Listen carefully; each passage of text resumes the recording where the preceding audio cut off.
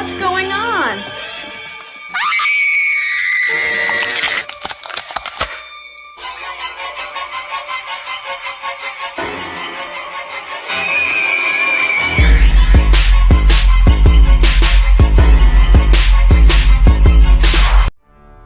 This week's episode is brought to you by Body Scare. All natural body care products so good, they're scary. Hello, welcome back to an all-new Zompire podcast, where tonight Michelle and I host Chainsaw Jerry. Yes! Woo! AKA Welcome back. Danzinger. How's everyone doing? Doing great. Great. Thanks for Having a having great us. time. I'm happy to be here. I'm sorry, Jerry. Who's with you? You mean the gentleman on my left? And I use that term loosely. Yes, sir. His name is Ray Spivey. And Ray is actually the one who, I guess, rescued me from the pile of where have they gone now? You know, the one wonders. And he brought me back after 50 years from Chainsaw and put me in one of his movies called The Storage Locker. And cool. after that, we got to know each other. We became good friends. And I told him about an idea, and he loved it. And he then wrote the script for the WeedHacker Massacre, which we start shooting in March. In a couple Nice. And he's not that big a guy, but when I pulled him out of the ground, that coffin was heavier than I thought. So it's just how it happens. Alan, this year is the 50 year, isn't it? Yeah. By everybody's account. The movie was shot in 73, but it came out in 74. And just some exciting things are happening. A couple of weeks ago, I was in North Carolina at a film festival where they premiered Cannibal Comedian, which I did the voiceover, kind of an homage to Chainsaw, like John Larroquette. And this movie has won all kinds of awards. And they, unbeknownst to me, they presented me with the Mighty Icon Award. Oh, look at that.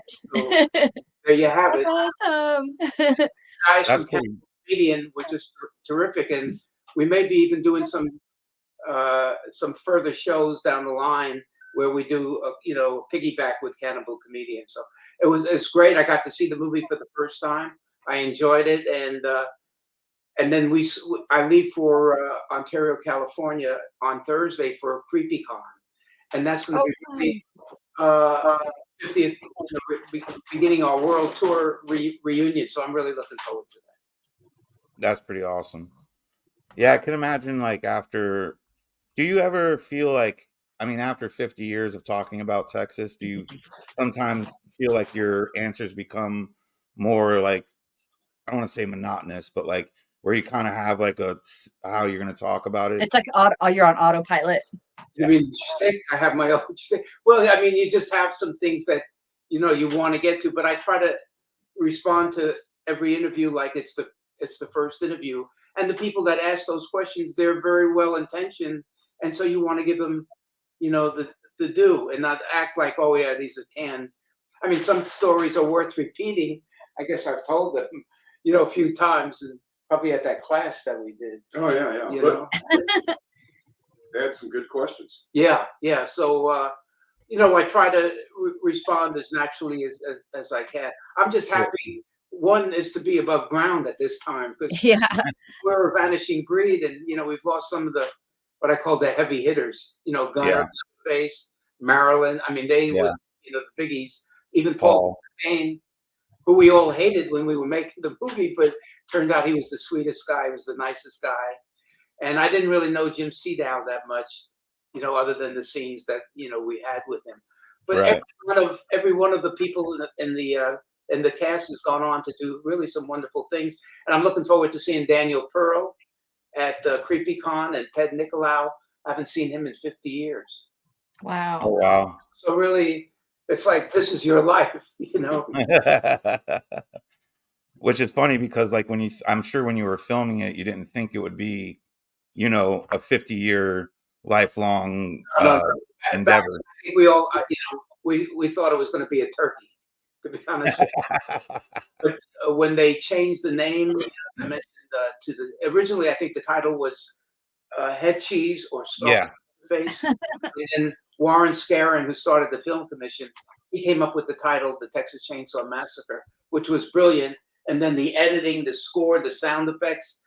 I mean, when I saw the coming attractions at the Alamo Draft House, or what is now the Alamo Draft House, I ran out of the theater screaming. I mean, I was so freaked out. Yeah, I mean, I don't think anybody knew what this movie was going to be. And the respect that we're getting now after 50 years is truly amazing. So I know you guys are both working on the WeedHacker Massacre. I want to talk about that film because I saw on the poster your name. Did you write the film? No, Ray wrote it. Oh, okay. But Allen actually created it in a way. It was his idea, and he had it kind of gnawing at you for a while. It was a real good little comedic twist, and I just said, "Yeah, let's give it a shot and see if we can write something." And it really, we think it's going to be very funny and very scary as well. Yeah, in other words, it's going to be after you stop laughing, you're going to start screaming. I like it. I tend to go back and forth between Texas 1 and Texas 2 because I do like a little bit of comedy with my horror. And from what I could tell, because there's not a lot of information out, as far as the plot or anything, but it does seem to be like a kind of a comedy horror, no? Yeah, definitely. A lot of funny stuff in it, and it takes place in Red Eye, Texas, which is as you know, the weed capital of Texas. A lot of strange things, what I call a lot of mayhem, takes place during the movie, but all in good fun. Yeah, go ahead. I'm sorry. No, you're good. Go ahead. What were you going to say? I'm producing as well, so our friend Jody Stelzik is doing the directing, and Jody actually built the WeedHacker. So he brings us. It's got a real metal blade, 3 these great little things. I actually saw on chainsawjerry.com you can actually buy the blades or the actual WeedHacker, which I thought was pretty cool to help support the movie. So hopefully, yeah. Well, it is, and so the guy Sean Raina, who's playing Poker Face, our guy who wears a mask with playing cards on it. He's on the poster. He's like 6'5", 6'6", almost close to 300 pounds. Hey, On for dude. We were a little startled, and we even knew the mask. But it was a real joy to see that thing actually come to life. And John Dugan, who played Grandpa, he's going to be in it. Parrish Randall, who's also an actor, and he's become a good friend. He's going to be in it, and one of the actors from Cannibal Comedian is flying in, so he can be in it. Oh wow! Yeah, John Dugan's a good buddy. I've been friends with him for many years. He when I did the mystery box company, he did a bunch of autographs for us. Great. And he actually forward to seeing him. He actually signed he put a backboard in it, and it was a cutoff of Stella Artois, and he actually signed the 12-pack box when he signed it, which I thought was hilarious. Can you give us a I mean, I know you can't tell us what the movie's going to be or whatever, but can you give us kind of like, sorry, Kevin, can you give us a kind of a overview, like a synopsis? Yeah. Basically, we have this town, fictional town called Red Eye, Texas, and it's the illegal weed capital of Texas. And at the very beginning of this, there is a fest going on there, festival. And our hero arrives there in this old 1970, I think it's a 77 station wagon that we bought. It's a complete wreck. And he's taking 13 co-eds there to have fun for the weekend. And there's something going on, and because of a mistaken identity thing, there's a massacre that night, and it was 10 years ago. And our hero has this amazing head of hair like this guy used to have back in the 70s. I'm glad I still have some. And as he's kind of shot in the head and everything, the hair is so thick that it actually acts like Kevlar, and it saves him. Oh, wow. That's funny. He's hit and knocked out, but as a result of it, he has amnesia for 10 years. And the guy that saves him from the massacres of all things, our mask guy, Pokerface, who's kind of like a farmhand there and everything. And they have been living 10 years out in the wild. And Pokerface keeps him there in a way because it's the only friend he's ever had. And so what's happened is Hollywood, actually independent or Hollywood, tries to do is make a buck off of some.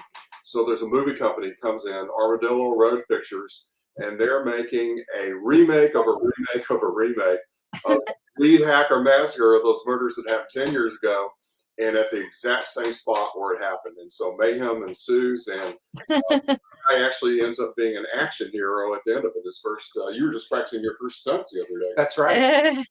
Nice. I play a sheriff in this movie, so it's my first real action role where I actually deliver a punch. Very pivotal. Oh, That's nice. right. How is that? Oh yeah, so you're just practicing right now. You haven't filmed it. Right. Yeah, it starts in March, so we're getting close. And you guys are filming in Texas? We are. Nice. Yeah. Michelle, Mainly I think in Lockhart, Buda, Lockhart, Austin. Yeah, some small towns around Austin. which is what Chainsaw, did. We filmed, Round Rock and Bastrop. In fact, one of my favorite scenes was filmed at the gas station in Bastrop, and that place is still there. and that place is still there, and they actually it's like full of Texas memorabilia. Yes. TCM memorabilia. A buddy of mine went and visited and ended up buying me I can't remember his name, but he was the truck driver of Edwin, you talking about Edwin? Yes. He ended up picking me up that, and I got the family reunion survivor t-shirt. Oh, nice. Cool. Yeah, he got me both of those. And just so people know, if you look at the link below, you can go to chainsawjerry.com. You have a bunch of really cool memorabilia on there. Shirts and your shirt. I need to go on and get your shirt because that's actually really funny. What was it saying? Oh, it says quit goofing on me. Quit goofing on me. That's right.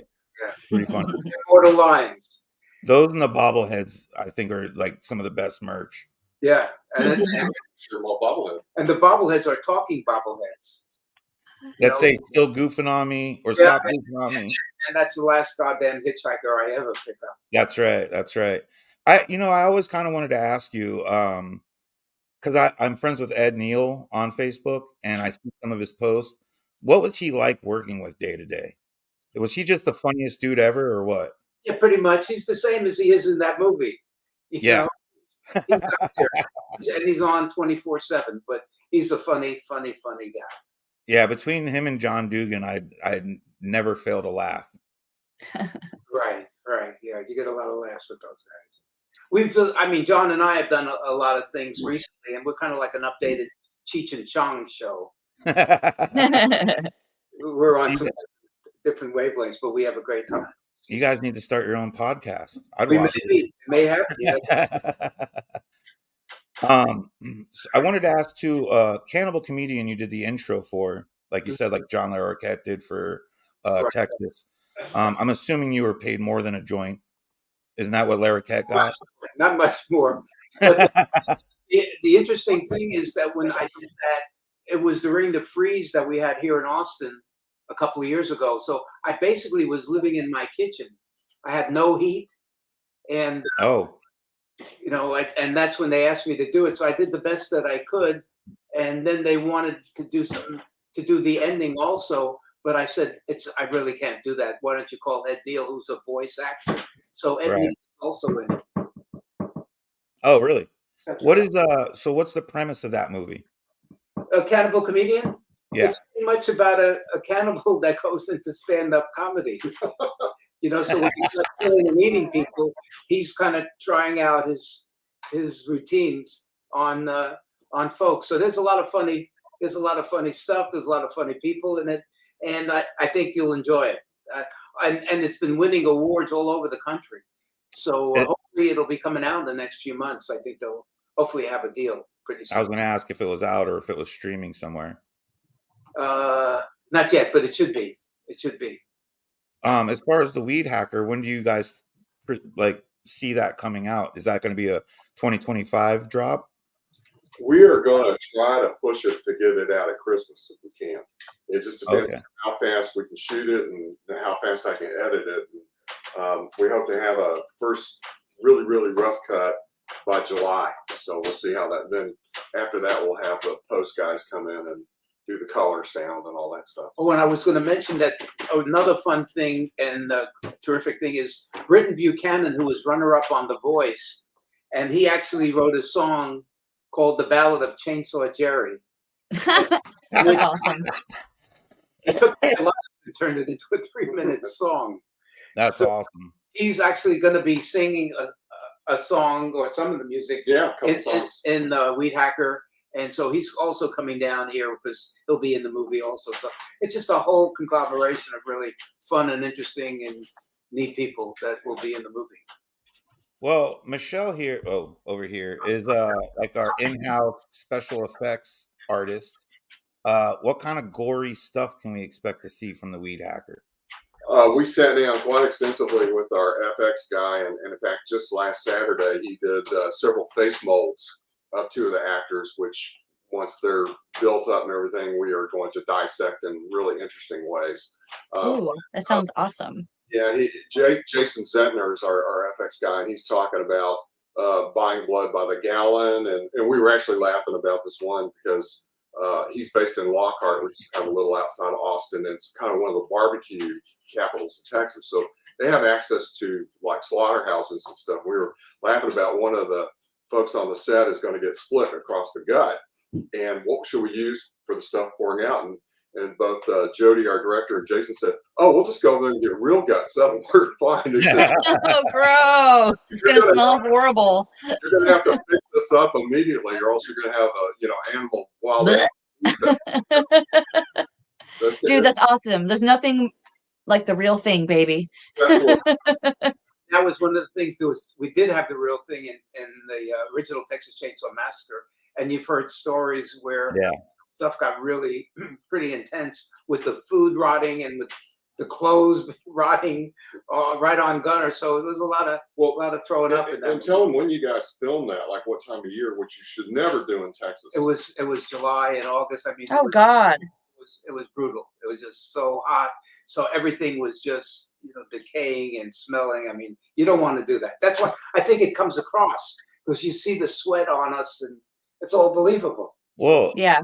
And we're good friends with Carl York, who played in Cannibal Holocaust. And I don't know how much you know about that film, but the director really put the actors through it in order to get like authentic reactions and stuff like that. So they were filming in like, I think it was Guana or whatever, and like same thing, like June, July, when you really shouldn't be filming in a place like that. But he was like, it was kind of like the same thing that happened with Texas, where you guys were filming for like 26 hours in the heat and like the stench and everything. But I think like 2 of my favorite all-time films is Texas 74 and Cannibal Holocaust. And I think it shows through on you guys, on the actors and, the scenes, because it was like you were really going through something then. Right. Hopefully we get that. I know it's going to be in March, but we get that same feel from WeedHacker, where it's like, this is super believable. There definitely is going to be some gore. There's definitely some gore. Yeah. I'm trying to think. What are you doing, Michelle? I'm typing back to Steven. Oh. What plans do you have this year for as far as like celebrating Texas? Oh, I'm glad you asked. I mean, like I say, I'll be in California and Ontario for CreepyCon. I'll be there Thursday through Monday, and that's going to be great. And then we start filming WeedHacker all of March, and then I'll be going to Knoxville, Tennessee. I think I'll be Virginia Beach, Virginia, and we may be going to Europe. And I can't talk about it right now, but there's some big events where they're really going to do of the 50th anniversary, big time. So there's some wonderful events that are going to be coming up, and I think I'll be going to El Paso and just all over the country. So and you're kind of getting invitations every day. Every day like now. that, Yeah. That's really cool. Well, and I figured with it being the 50-year, I know that what is it, Texas Frightmare Weekend?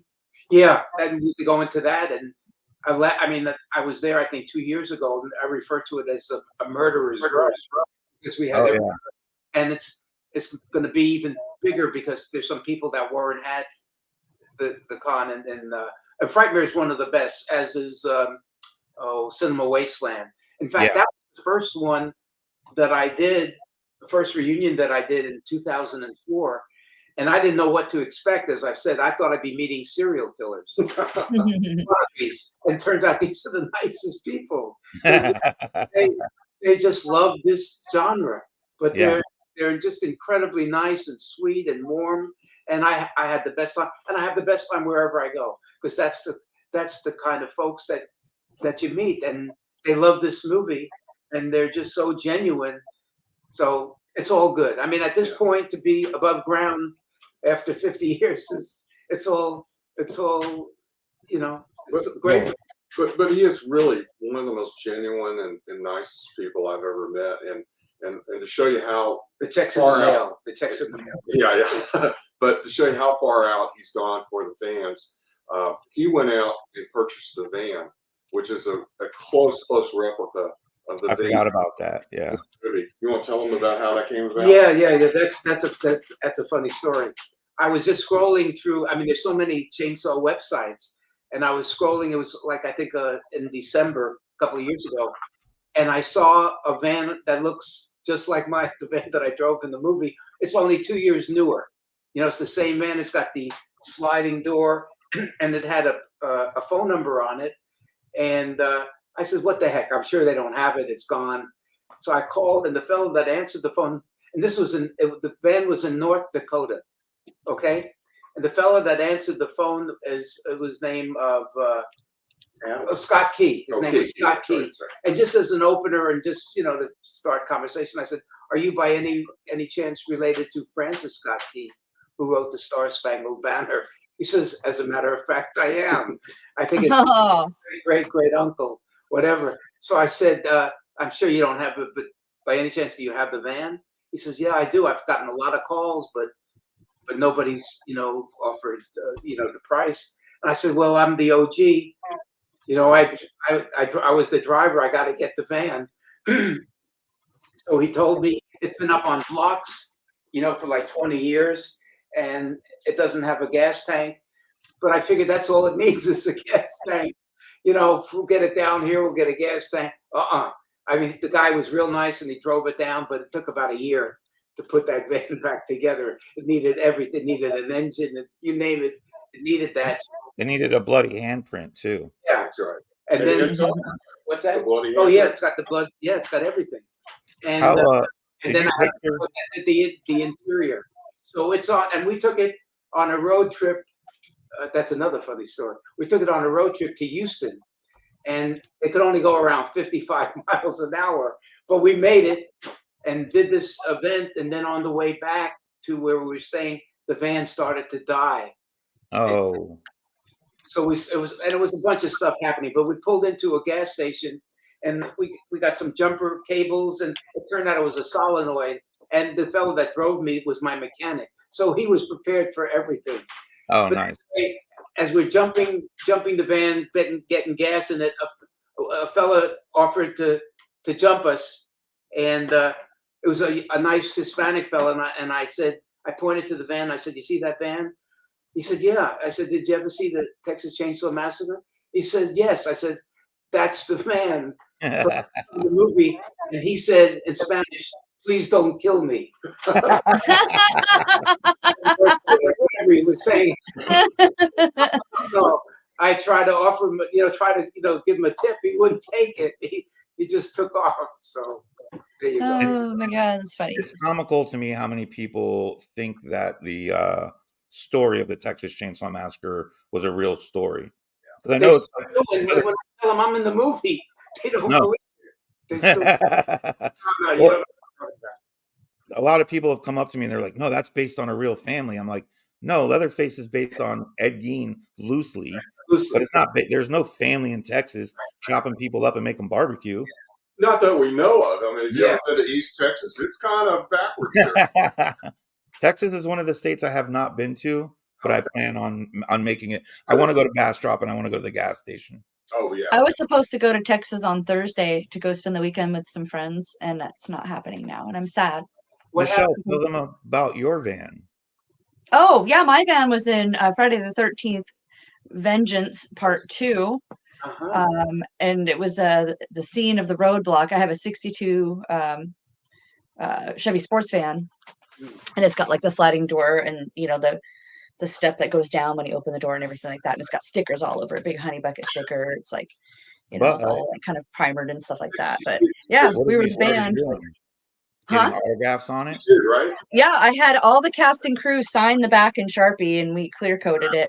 I never washed the blood splatter. My friend Ticker got his head smashed on the side of the van right before I get killed, and I never washed it off. I drove it all around with blood on it. That's fantastic. It's awesome. Alan, you take your van to the gas station quite frequently, don't you? No, I haven't taken it there yet. Do they have one that's just parked in the back? It's not the same. You know, it doesn't have the sliding door, and sadly, I think we have a lawsuit against the owner of the gas station. So, oh, really? Oh no. Yeah. Well, that's unfortunate. Yeah. Copyright stuff. Well, I hope you win. Suddenly, I don't have a reason to go to Bastrop. You're not suing them, right? I'm not suing the chainsaw guys. The chainsaw. Oh. Yeah. When you guys were filming Chainsaw, did you know about the like mafia influence or? No, well, the mafia came into play after the movie. They were the distributors. Oh, okay. So you had already filmed. It was filmed, and you know, I mean, we were. I guess the guys, they were excited that you know, Bryanston, you know, were going to distribute the movie, and we got an advance, and you know, we didn't know how terrible things were going to, you know, deteriorate, and that, you know, this movie was making money. I mean, it was shooting up the charts, you know, with a bullet. And I used to cut out all the articles from the, you know, Variety, and I thought, wow, here's the one time where I hit the brass ring, you know, and I can go into a retirement mode. And sadly, I think the first check I got was like for $80. I said, oh wow, here, this movie's making millions, but that's what they say is showbiz. Well, you weren't real confident about the movie anyway. Remember when Toby showed you the rough cut? Oh yeah. He called me in and showed me some of the rushes, and he said, "Alan, what do you think?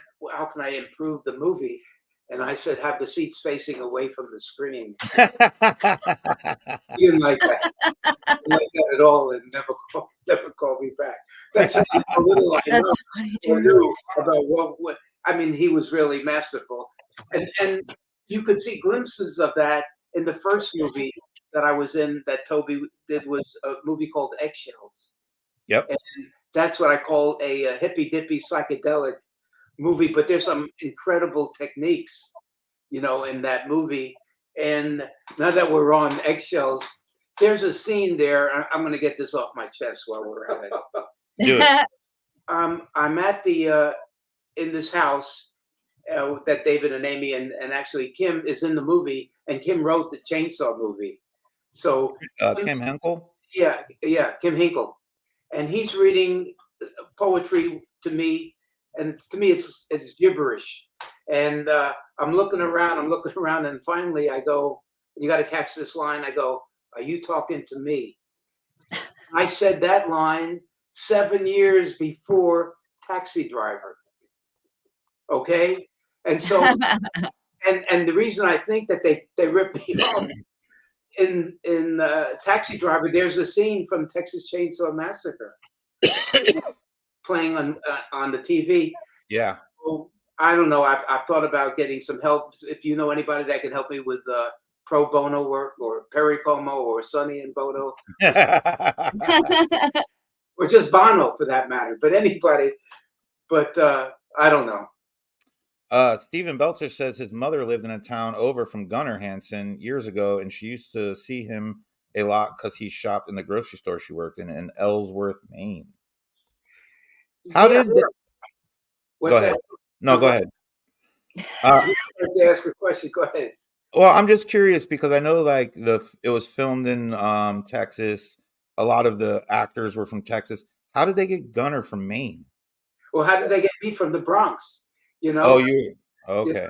So it just, but Gunnar, because originally he wasn't the first Leatherface. There was another guy that was tapped to be Leatherface, but that guy went on a bender and wouldn't come out of his hotel room.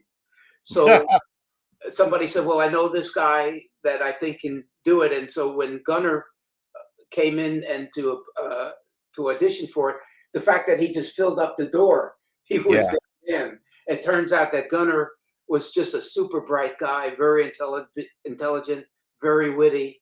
And actually, we became good friends after the movie was over. And in fact, Gunnar stayed with me this summer before he moved to Maine. Okay. You know, I mean, he wrote poetry. He's just really a Renaissance guy. A lot of people wouldn't have thought that the guy who played Leatherface was as gentle and as sweet as Gunnar was. Yeah. You know what I mean? Like you almost couldn't put the two together. Mm-hmm. Gunnar ended up becoming a writer up that way. Yeah. And then he wrote the book Texas Confidential, you know, and he interviewed all of us, you know, to get our experiences about, you know, the making of Texas Chainsaw Massacre. And that's a story in itself. Yeah. And something will happen with that, I think, at some point. Yeah, I literally have a whole wall right there. I have Gunnar Hansen's autograph on a 16 by 20, and it was from the first ever private signing he did. I probably have 4 Texas Chainsaw Massacre tattoos. Yeah.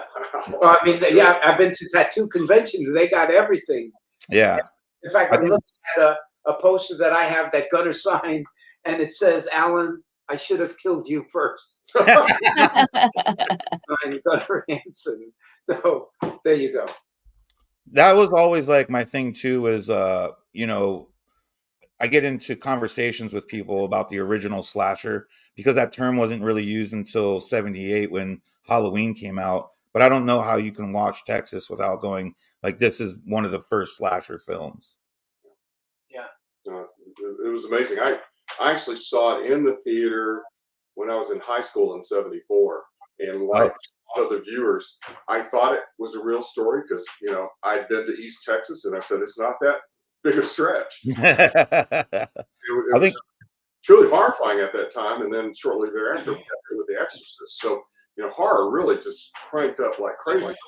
Late 70s and into the early 80s was an amazing time for horror. And I mean, the movie was banned in Europe for a number of years. And I've told this, so my parents were living in Florida, which is the law. If you're a certain age, you got to move to Florida. Right. And they ended up seeing the movie in a porno theater. Oh no. And it was a double feature. The second feature was Debbie Does Dialysis. Oh my God.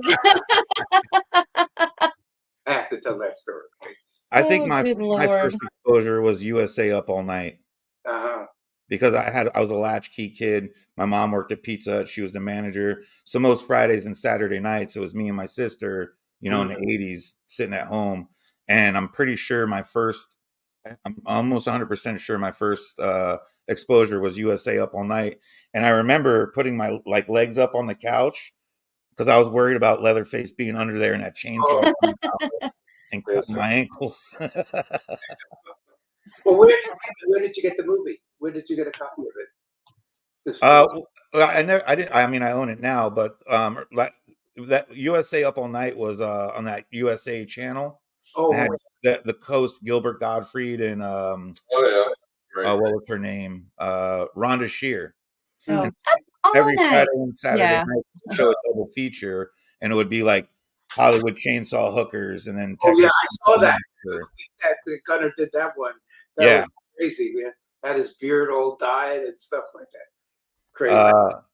Nick the Zombie, who's a friend of ours, Michelle and I work at Crypticon in Seattle every year.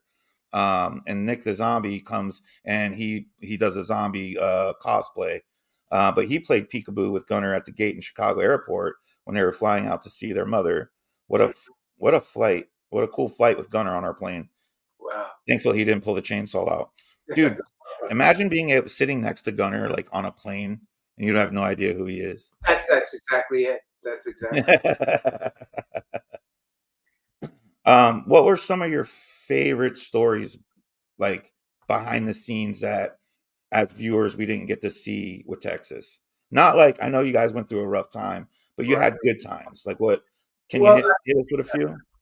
I think one of my actually favorite stories and favorite scenes is the one at the gas station. Do you remember that scene where we drive in and Jim Cito comes out and the guy starts washing the windows, fill it up, and he says, "We got no gas," and we're like incredulous. What do you mean you got no gas? And then the troll comes out and starts putting the soapy water right on that's a lot of little business there. But during one of the takes, I inadvertently leaned over and hit the windshield wiper, and it just splashed all this soapy water on Jim Cito's face.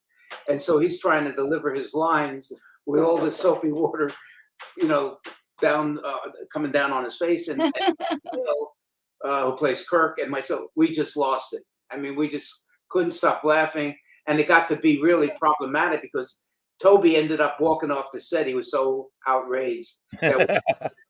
And Kim had to finish the scene.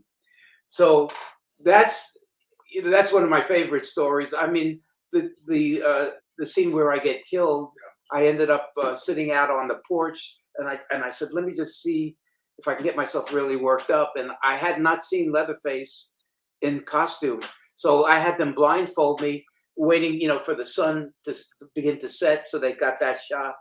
And then when I walk in and walk through the vestibule and into the kitchen, they yell, action, whatnot. And I go in, I see the hook, I see the freezer, I open the freezer, she pops out. I started screaming and running out of the house even before Gunner got into the frame. With that.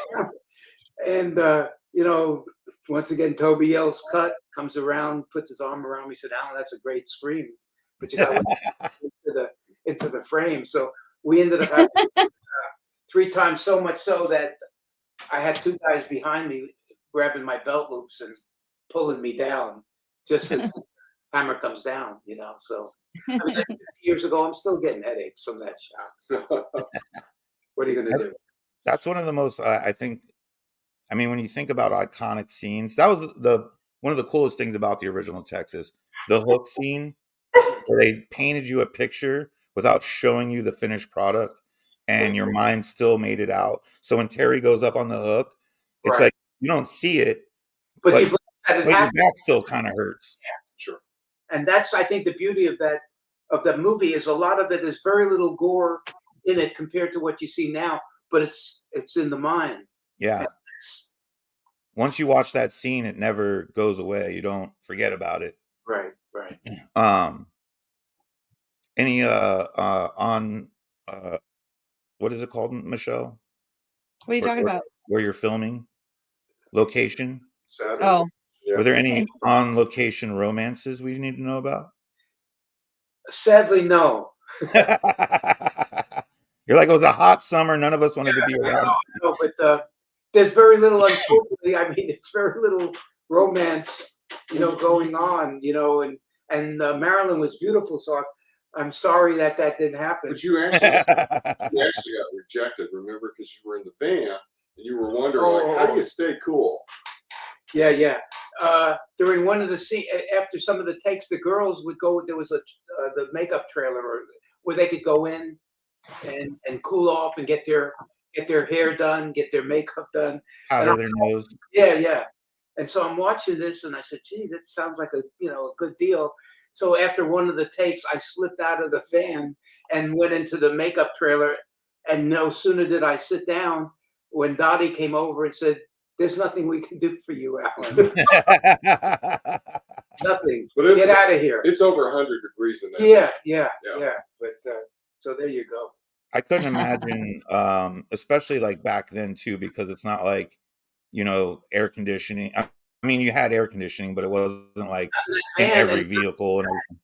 it was all the windows were up. There was blankets. It was Toby, the camera, lights. He's smoking a cigar. It was brutal. It was Oh brutal. man, hot and stinky. What's What was that? it like? What was it like working with Toby as like? How is he as a director? I guess Toby, he really didn't, direct that much. I mean, he kept us the victims apart from the other guys. So in some ways, I think he knew what he wanted to do. So in other words, we didn't hang out with Leatherface or with Grandpa or Ed. Actually, I did spend some time with because he was very funny. And he ended up. I had a company called the Three Ring Service, and we did singing kilograms and we did festivals and whatnot. And actually, Ed Neal did. What's that guy's name? That I remember you. Slim Whitman. He actually did Slim Whitman for me as a singing telegram, and he was supposed to do 5 minutes for this lady. Loved this guy. He ended up doing an hour. They wouldn't let him go, and so Ed was a very funny guy. Still is a very funny guy. Miss Sadistic says, "Hello, everyone. I love the Texas Chainsaw Massacre. Fans. I was in the 4th grade when it came out. I can't believe I'm now cast in the same movie as you're in, Cannibal Comedian. What an honor." Oh yeah, and she sent some wonderful texts or whatnot. So yeah, that's great. I love it. That's really cool. That is awesome.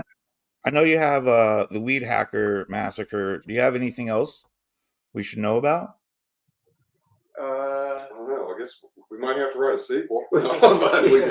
Yeah, we're just trying to get through this one right now. But I think his 50th anniversary stuff will carry him on, and I suspect he'll probably keep going next year. Who knows? Hope so. Were you ever approached to do any of the other Texases? To any of the Texas, actually, because I know like Dugan's in what is it, Texas 3D or something like that. Yeah, he's in a couple of them, but no. Huh. I mean, I guess if you're killed in the first one. Well, the thing is, they do use in the Netflix movie. They use a Polaroid of us. Oh, right. And actually, I'm in the 3D as some of the others where they show our death scene. That starts that off. I actually got more money for not being in the movie than I got for being in the movie. What are you gonna do? That's truly that show business. So we're looking at, what did you say, December? WeedHacker? We're hoping, yes, exactly. It just all depends on how fast we can get it done and get a distributor. We would like to do some film festivals at that point, but it's going to be a time crunch. But we're trying to see if we can get a Christmas release. It'd be fantastic. How far is Kerrville from where you guys are filming? Kerrville's quite a distance. Probably about 2 or 3 hours. Yeah. Oh, okay, that's not bad. I have a friend of mine that lives in Texas who I keep talking about visiting, and he lives in Kerrville. That's all I know. No, if you have a chance, you got to do, especially your fans, your chainsaw fans. You want to, and they moved the house where that the original house is now in. It's a restaurant, isn't it? Yeah, and it's a restaurant now. In Are fact, you eating there? Called me about doing an event out there, so that's also in the works right now. Oh, nice. And then again, for anyone that doesn't know, you can always go to chainsawjerry.com. What do you got? Like 8x10 autographs, T-shirts, talking bobbleheads, and I actually, while I was on there earlier, I saw a bunch of WeedHacker Massacre, like prop weapons. Sure. The blade. I have chainsaw pins. I have we have Chainsaw Jerry's Killer Beef Jerky, and on the blade it says, "We were the meats." That's awesome. Yeah, that's good. That's good. That is good. Yeah, but he's the bobblehead is so special. It actually is in the bobblehead Hall of Fame. Yeah. Really? Oh, really? I'm up there with Ruth Bader Ginsburg, and what's his name? Walking on the senator. Oh, John McCain.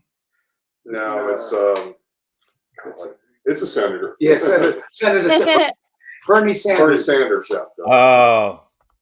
And Albert Einstein. It is a pretty iconic bobblehead. The Illuminaries.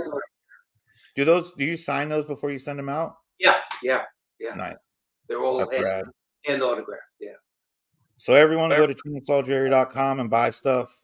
Help support the WeedHacker Massacre. Right. Because that's gonna be. I'm excited. Do you know? Is that gonna probably hit streaming? It just kind of depends on what kind of deal you get in distribution. If Sure, it's good enough, you could get some theatrical. As you know, it's really hard to get theatrical these days, even for the big boys. right. But it'll definitely hit streaming for sure. So Awesome. Yeah. Well, I appreciate you guys joining us tonight. It's been a pleasure. I'm seriously really looking forward to the WeedHacker Massacre. Like I said, am too. I like to see the comedy with my horror these days. Right. Thanks so much for inviting us on and to talk Absolutely. about it. And it's really been enjoyable, a lot of fun. I get a kick out when people ask, fun questions and stuff like that. And typically we ask our not our viewers, but our guests, if you have any parting words for everyone, other than obviously go see the WeedHacker Massacre, go to chainsawjerry.com and buy stuff. Hopefully the Cannibal Comedian comes out soon. But do you have any words of wisdom? Anything you want to drop on our viewers? Well, just, in this, we're in a state, there's so much polarization. It's just nice to see that we can get beyond that and have a good time. And I guess remember that Saw is family. It's true.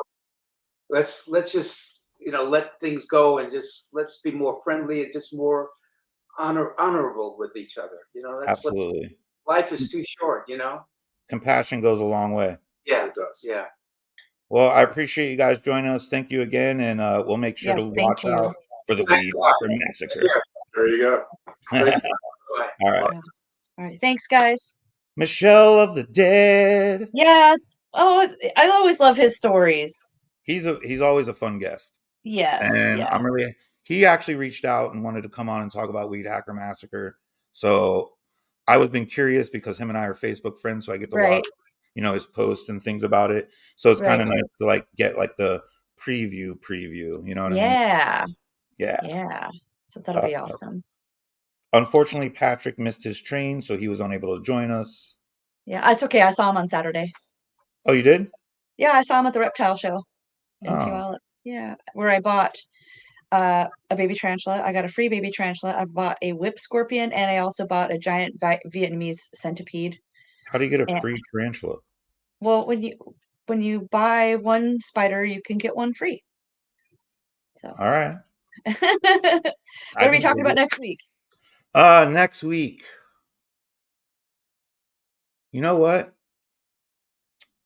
Call me crazy.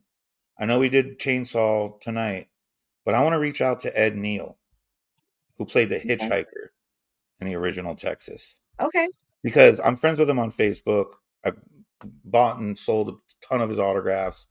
He is a fucking character.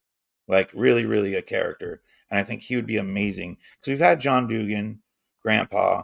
We need to get the hitchhiker on here. All right, let's do it. I'll reach out to him. And if not, we'll discuss coming up with something else. We could talk about Snow White. Ooh. Yeah, but can we make a whole... Yeah, well, we could talk about it and then bullshit afterwards because I don't know that... Yeah. I mean, you guys haven't even filmed, have you? We filmed the teaser trailer so far. Sherry says, great podcast. Love hearing the stories. Yes. We love that you love the stories. But we'll talk about it later. We'll figure it out. All right. It sounds great. But in the meantime... What's going on?